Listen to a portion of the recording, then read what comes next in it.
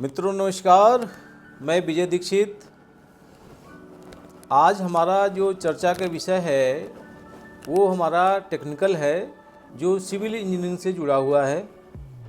मित्रों, एक civil engineer के लाइफ में ढेर सारे स्ट्रक्चर आते हैं। मैक्सिमम जो हम लोग आज के टाइम में स्ट्रक्चर बनाते हैं वो फ्रेम स्ट्रक्चर होता है जो कि आरसीसी का होता है, और मोस्टली वो हम जो यूज़ करते हैं वो अपने रेजिडेंशियल में ही करते हैं, या कोई कमर्शियल बिल्डिंग होती है जिसमें हैवी स्ट्रक्चर होता है, वहाँ पे भी हम आरसीसी का स्ट्रक्चर यूज़ करते हैं। उसके बाद आज की टाइम में जो सबसे कॉमन तेज़ी से उभरता हुआ हमारा जो स्ट्रक्चर आया है, उसके बाद आया हमारा जो वो आया स्टील स्ट्रक्चर। स्टील स्ट्रक्चर को हम स्टील का कन्वेंशनल स्ट्रक्चर भी कह सकते हैं।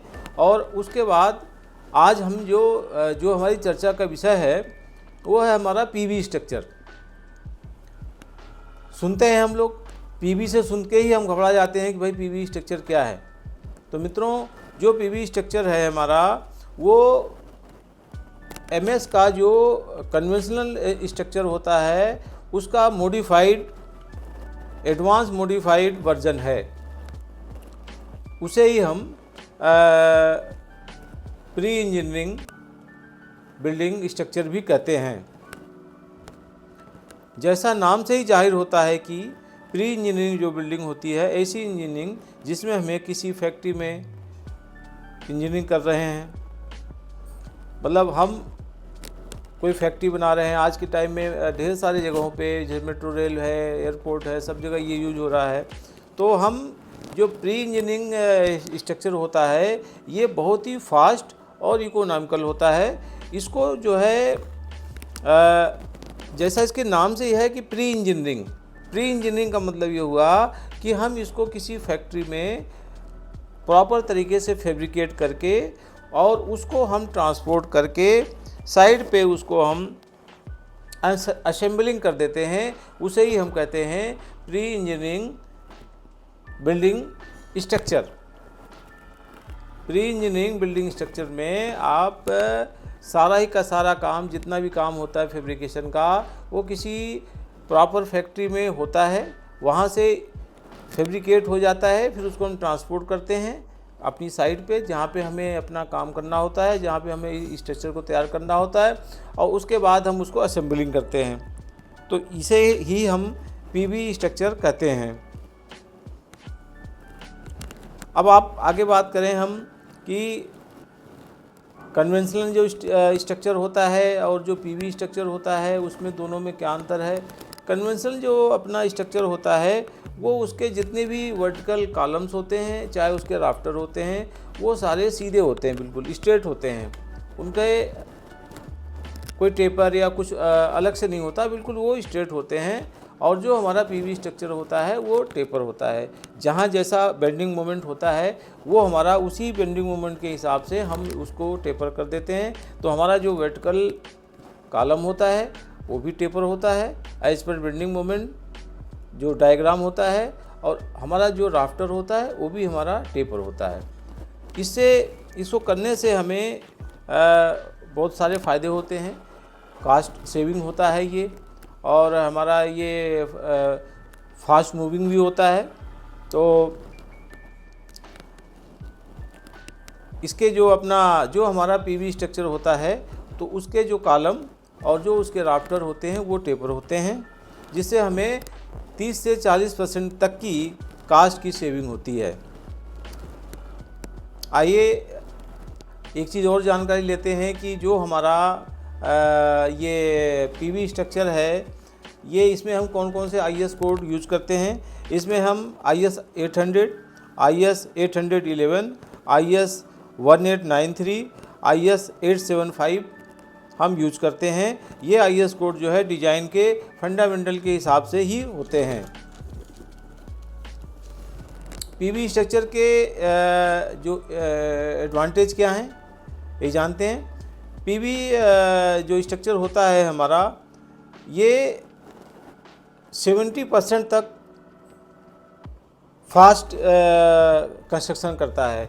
मतलब in comparison of RCC structure या अदर स्ट्रक्चर, जो हमारा पीवी स्ट्रक्चर होता है वो 70% तक फास्ट कंस्ट्रक्शन होती है इससे इसका ये होता इसलिए है कि जब नीचे के हमारे कॉलम बोल्ट तक आ जाते हैं फाउंडेशन के, उसके बाद ये सारा ही फैक्ट्री में फैब्रिकेट होता रहता है, और जैसे इसकी रिक्वायरमेंट आती है वैसे ये फैक्ट्री से मूव करके उसको ट्रांसपोर्ट करके हम साइट पर ले आते हैं, और साइट पर लाने के बाद इसको असेंबल कर देते हैं। तो इसमें जो इसकी कंस्ट्रक्शन की टाइम है वो 70% तक की सेविंग होती है, और कास्ट में 30 से 40% तक की सेविंग होती है। मतलब जो इसका कंस्ट्रक्शन का जो टाइम है वो हमारा 60 से 70% बचता है, क्योंकि पैरेलल काम चलता है।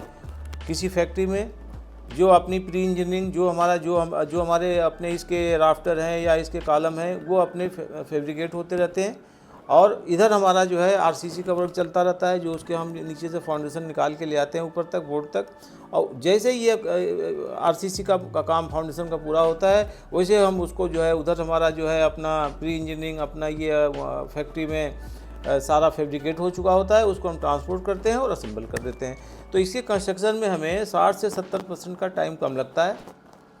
और दूसरी तरफ देखें कि ये तो हमारी समय की सेविंग होती है, और दूसरा हमारा जो है इसमें कास्ट की सेविंग 30 से 40% कास्ट सेविंग भी होती है, क्योंकि जो हमारा पीवी बिल्डिंग होती है इसमें क्या होता है, हमारे जो राफ्टर होते हैं और जो कॉलम होते हैं as per building movement design होते हैं, जिसको जहाँ जितनी ज़रूरत होती है उसके हिसाब से इसको वहाँ पे स्टील प्रोवाइड करते हैं, अदरवाइज टेपर कर देते हैं, कहीं साइज़ कम हो जाएगा कहीं ज़्यादा हो जाएगा। तो इसलिए जो है ना इसकी जो है जो मटेरियल की कास्ट है वो भी कम हो जाती है, उससे हमारी कास्ट सेविंग हो जाती है। और ये चूँकि साथ साथ काम चलता रहता है, आरसीसी स्ट्रक्चर का फाउंडेशन अलग से और ये फैक्ट्री में अलग से अपनी फैब्रिकेट होता रहता है, बस तुरंत इसको असेंबलिंग करने के टाइम जैसे हुआ आया वैसे ही इसको असेंबलिंग कर लिया। तो इसकी कंस्ट्रक्शन टाइम भी कम है, मतलब इसकी कंस्ट्रक्शन टाइम भी 60 से 70% कम है, और जो इसकी कास्ट है वो भी 30 से 40% की सेविंग है। अगर क्वालिटी की बात करें तो जो पीवी स्ट्रक्चर होता है उसमें क्वालिटी भी मेंटेन रहती है, क्योंकि ये जो है किसी अच्छी फैक्ट्री में जो वहाँ पे अच्छी फैक्ट्री में फैब्रिकेट होता है, और वहाँ पे जो क्वालिटी इंजीनियर होते हैं उनके अंडर सुपरविजन में होता है, और उनके अंडर सुपरविजन होने के कारण जो है इसकी जो है फैब्रिकेशन की जो क्वालिटी होती है वो भी मेंटेन रहती है, यानी इसका क्वालिटी कंट्रोल रहता है। अगला अगर इसके बात करें पीवी स्ट्रक्चर के एडवांटेज की, तो इसमें जो वेस्टेज होती है वो 0% होती है, कोई वेस्टेज नहीं होती, क्योंकि सारा का सारा वहाँ पे फैक्ट्री में ये फैब्रिकेट हो गया और आके असेंबल हो गया। तो इसमें कोई अगर वेस्टेज की बात करें तो वेस्टेज भी नहीं होती। पीवी स्ट्रक्चर की और बात करें अगर इसके एडवांटेज की, तो पीवी स्ट्रक्चर का जो रीसेल वैल्यू होती है वो भी बढ़िया होती है। अगर खुदा न खास्ता कभी भी उसको जो है हमको रीसेल करना पड़े तो उसकी भी हमें अच्छी वैल्यू मिल जाती है। तो इससे हमें जो है ना इसकी रीसेल वैल्यू भी अच्छी होती है पीवी स्ट्रक्चर की। इसका डिसएडवांटेज सिर्फ ये होता है कि इसको हमें रस्टिंग से बचाने की तरफ सोचना चाहिए, जिससे कि जंग लगने से इसकी पॉसिबिलिटी होती है कि मतलब इसमें जंग लगने की रस्टिंग की ज़्यादा पॉसिबिलिटी होती है। इसको बचाने के लिए हमें हमेशा जो इसके मेन कंपोनेंट होते हैं जैसे राफ्टर है या उसके कॉलम है, उनका जो स्टील है जो उसमें स्टील यूज कर रहे हैं उसकी क्वालिटी बढ़िया होनी चाहिए, और उसके बाद उसके ऊपर जो हम पेंट करते हैं तो पेंट की क्वालिटी भी अप टू दी मार्क होनी चाहिए, और ये जो है बेस्ट क्वालिटी होना चाहिए। यानी जो मटेरियल हम इसमें यूज कर रहे हैं राफ्टर में या उसके कॉलम में, तो वो जो मटेरियल है जो स्टील का मटेरियल है वो बेस्ट क्वालिटी का होना चाहिए, और जो उसके ऊपर हम पेंट कर रहे हैं तो पेंट भी हमारा अच्छी क्वालिटी का होना चाहिए, ताकि उसमें रस्टिंग की प्रॉब्लम ना आए।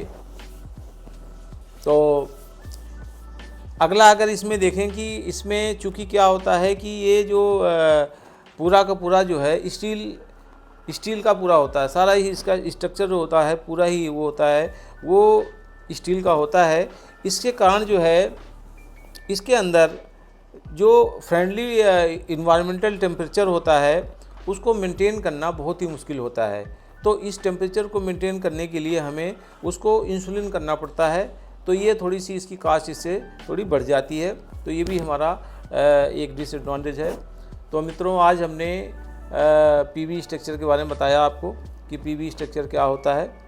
तो बस अपनी इस पीवी स्ट्रक्चर की चर्चा को यहीं समाप्त करते हैं और फिर आपसे मिलते हैं किसी दूसरी वीडियो में जो टेक्निकल होगी हमारी, और हम आपसे सिर्फ यही कहेंगे और आपको अपनी उन्हीं कोटेशन के साथ आपसे विदाई लेते हैं कि आप हमारी वीडियो देखते रहें और कमेंट्स बॉक्स में जो भी आपको लगे कुछ वीडियो में कोई कमी रह गई है या उसमें कुछ और इम्प्रूव करने की ज़रूरत है तो उसको भी आप अपनी सजेशन दें।